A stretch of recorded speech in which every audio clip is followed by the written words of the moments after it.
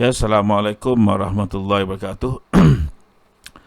Okay, kita sambung lagi pada subtopik 5.3 itu alkohol. Jadi yang pertama, alkohol ialah sebatian karbon organik yang terdiri daripada unsur karbon, hidrogen dan juga oksigen.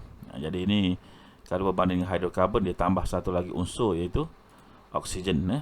Yang kedua, alkohol boleh dihasilkan melalui proses penapaian ke atas sumber karbohidrat seperti glukosa, kanji, gandum, barley dan anggur. Sebenarnya, kamu kena ingat konsep yang mudah saja. Alkohol boleh dihasilkan melalui penapaian ke atas sumber karbohidrat. Jadi semua karbohidrat yang kamu tahu boleh digunakan dalam proses penapaian untuk menghasilkan alkohol. Contohnya kita orang Melayu, kita gunakan nasi beras, kita buat tapai.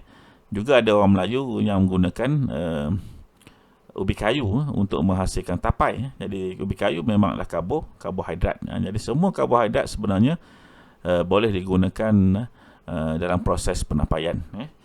Jadi kita ada input ekstra sedikit sini. Proses penapaian sesuai dijalankan pada suhu bilik. Jadi suhu bilik adalah 27 darjah Celsius. Kerana suhu bilik merupakan suhu optimum bagi pertumbuhan dan pembiakan yeast. Jadi ini suhu bilik sesuai untuk pertumbuhan yeast, 27 darjah Celsius. Sekarang kita tengok proses penyediaan alkohol.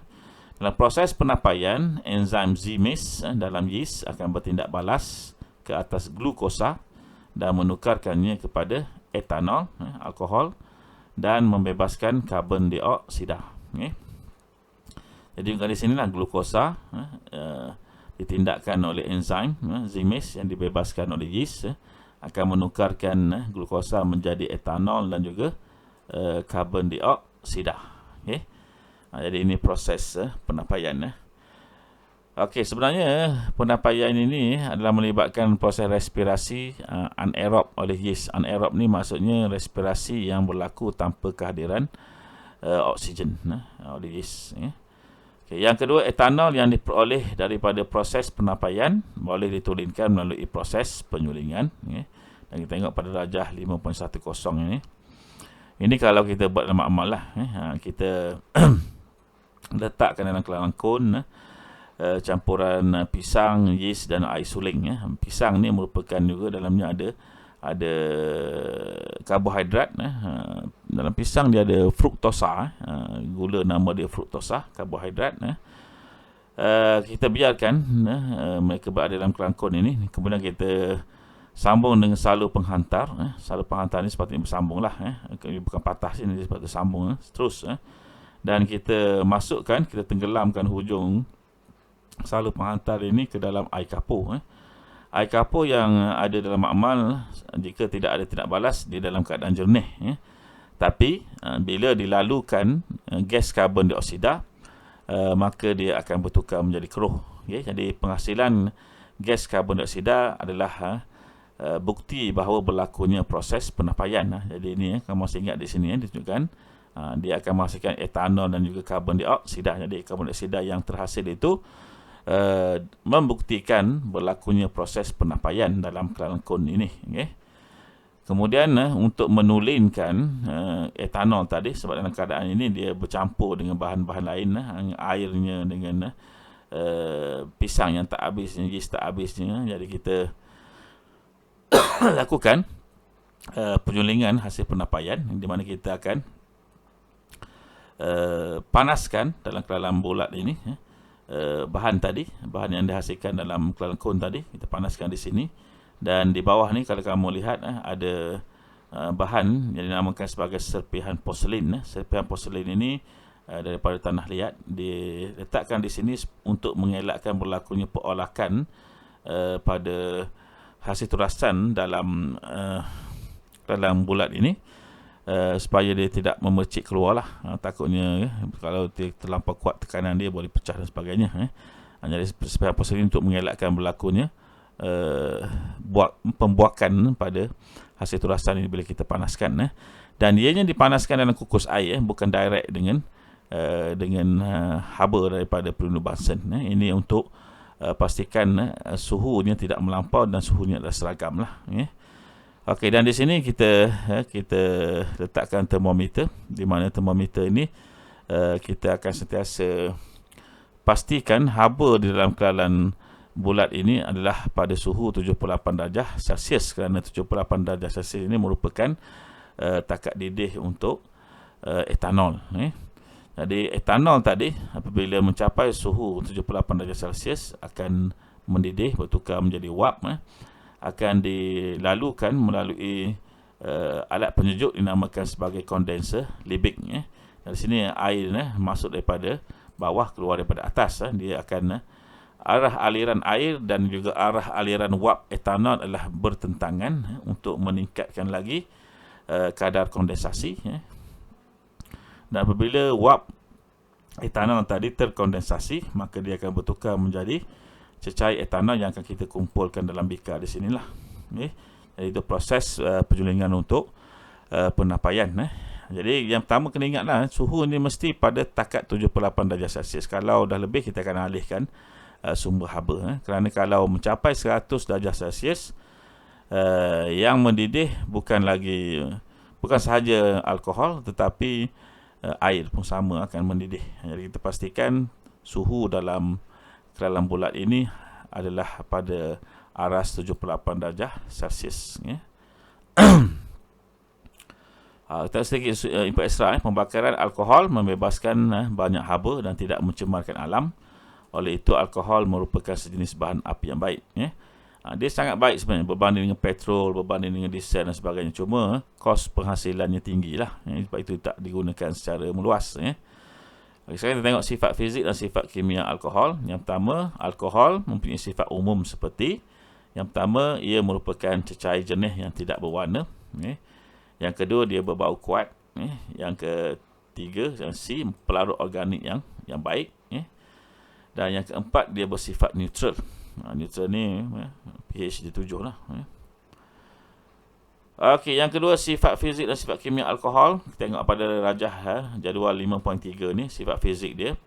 Jadi sifat fizik yang dapat kita lihat dengan mata tidak berwarna, cecair pada suhu bilik 27 darjah Celsius, mempunyai bau tersendiri.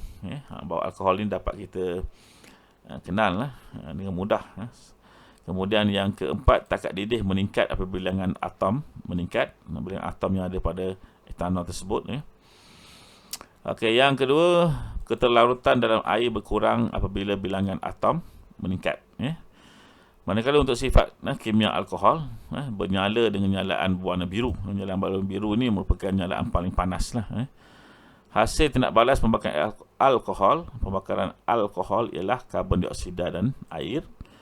Hasil tindak balas antara etanol dan asid etanoik menghasilkan ester yang berbau wangi buah-buahan dan larut sedikit dalam air. Jadi ini ester ni banyak digunakan untuk membuat minyak wangi lah. Sekarang kita tengok kegunaan alkohol dalam kehidupan harian. Jadi alkohol mempunyai pelbagai kegunaan dalam kehidupan harian kita. Mungkin kita sedar atau tak sedar saja. Jadi kita tengok pada rajah 5.7. Yang pertama, digunakan sebagai bahan api. Penerangan dia merupakan bahan api yang baik, mudah terbakar, nyalaan biru, pembakaran yang lengkap dan bersih tanpa jelaga. Sebenarnya jelaga ni terhasil bila pembakarannya tidak lengkap. Ada yang tak lengkap maka menghasilkan jelaga lah. Okay, yang kedua, digunakan sebagai bahan api bio untuk kenderaan bermotor. Kemudian digunakan dalam bidang perubatan, digunakan sebagai antiseptik. Contohnya sebelum kamu dicucuk dengan jarum oleh doktor atau nurse, mereka akan sapukan dulu alkohol pada kulit kamu untuk membunuh mikroorganisma yang mungkin ada pada kulit kamu lah. Digunakan juga sebagai disinfektan dan pelarut bagi pelbagai jenis ubat. Contohnya ubat apa? Ubat batuk paling mudah sekali. Yang ketiga, digunakan dalam industri, digunakan sebagai pelarut bagi bahan organik dalam pembuatan pelbagai jenis bahan industri seperti cecair pencuci. Yang kedua, digunakan dalam pembentukan ester yang digunakan dalam industri pembuatan makanan, kosmetik dan juga cat. Ester ni dia menghasilkan rasa buah-buahan contohnya. Rasa musangking, rasa strawberry dan sebagainya. Kemudian etanadiol, sejenis alkohol, digunakan sebagai anti beku. Kemudian digunakan juga dalam kosmetik, bidang kosmetik digunakan sebagai pelarut bagi pelbagai bahan kosmetik seperti minyak wangi, lotion, gincu dan juga krim kosmetik. Sekarang kita tengok kesan pengambilan alkohol secara berlebihan, kerana alkohol ini dikaitkan dengan minuman keras, arak. Yang pertama, pengambilan alkohol secara berlebihan akan menjejaskan kesihatan. Yang kedua, pengambilan alkohol secara berlebihan boleh menyebabkan, yang pertama A, kemabukan yang menimbulkan pelbagai masalah seperti pemanduan secara berbahaya dan pergaduhan. Ini biasa kita baca pernah berlaku di Malaysia, bukan pernah lah, selalu jugalah berlaku di Malaysia ni, orang dalam keadaan mabuk bawa kereta melanggar orang menyebabkan kematian yang tak sepatutnya, ataupun pergaduhan yang berlaku disebabkan oleh keadaan mabuk. Okay, yang kedua B, kecacatan bayi bagi ibu yang mengandung dikenali sebagai sindrom fetal alkohol. Bayi dengan sindrom fetal alkohol mempunyai kepala dan otak yang bersaiz kecil, muka yang tidak normal dan pertumbuhan yang terbantu. Ini untuk kes ibu yang suka minum alkohol, suka minum arak. Yang ketiga, ketagihan alkohol menimbulkan masalah sosial dalam keluarga dan mengganggu ketenteraman masyarakat seperti perbuatan jenayah. Yang ketiga, kesan buruk terhadap kesihatan.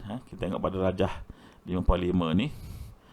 Yang pertama, kepada bahagian otak kita, kesan buruk dia, kerosakan sel otak, koordinasi dan sistem saraf terjejas, menyebabkan keseimbangan badan terganggu dan kesukaran untuk menganggap jarak. Jadi kita menganggap jarak menggunakan mata kita lah, dua mata kita. Jadi bila saraf kita terganggu, otak kita terganggu, maka kita tak boleh menganggap jarak dengan tepat. Okay, kemudian pada organ mata menyebabkan penglihatan menjadi kabur. Pada organ peparu menyebabkan kadar pernafasan meningkat. Pada organ jantung, kadar degupan jantung akan meningkat, tekanan darah menjadi tinggi. Pada organ perut kita, keresaan pada dinding perut menyebabkan pendarahan dan juga ulcer. Pada organ hati, kerosakan sel hati mati dan mengeras, cirrhosis dan juga kanser hati. Kena ingat ni, hati sebenarnya mainkan peranan yang banyak. Salah satunya adalah untuk meneutralkan racun. Jadi alkohol ini adalah racun kepada sel badan kita. Maka hati akan memusnahkan alkohol tadi. Tapi kalau hati bekerja kuat pada jangka masa yang lama, maka dia boleh rosak. Kemudian untuk organ ginjal, boleh menyebabkan kerosakan ginjal akibat terlalu aktif menyingkirkan bahan buangan. Jadi fungsi ginjal adalah untuk mengkumuhkan bahan-bahan yang tidak diperlukan oleh badan kita, termasuklah alkohol. Dan pada pundi kencing pula menyebabkan pembuangan air kencing yang lebih kerap. Okey, jadi praktis 5.3 untuk menguji kefahaman, menguji ingatan kamu. Soalan yang pertama, apakah alkohol? Soalan yang kedua, nyatakan formula AMM bagi alkohol. Yang ketiga, huraikan dengan ringkas tentang penjedaan alkohol dengan menggunakan yeast. Apakah objektif penyulingan dalam proses penjedaan alkohol melalui penampaian glukosa? Yang kelima, nyatakan dua sifat fizik dan dua sifat kimia bagi alkohol. Yang keenam, namakan dua kegunaan alkohol dalam kehidupan harian. Dan yang kedua, B, namakan dua kesan buruk pengambilan alkohol secara berlebihan.